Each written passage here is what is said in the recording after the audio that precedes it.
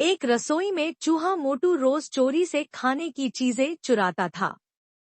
रोटी, पनीर, मिठाई, कुछ भी नहीं बचता था। घर की बिल्ली झपकी बहुत परेशान थी। उसने कई बार पकड़ने की कोशिश की, लेकिन मोटू बहुत चालाक था, हर बार भाग निकलता। एक दिन झपकी ने एक चालाक योजना बनाई। वह जमीन पर लेटी रही, जैसे मर चुकी हो। मोटू खुश हो गया।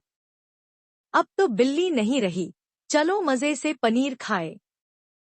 जैसे ही वह बाहर आया, झपकी ने फुर्ती से छलांग लगाई और उसे पकड़ लिया।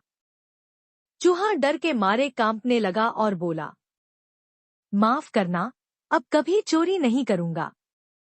बिल्ली मुस्कुराई और बोली, तुम चालाक हो, पर ज्यादा चालाक बनने की कोशिश मत करना।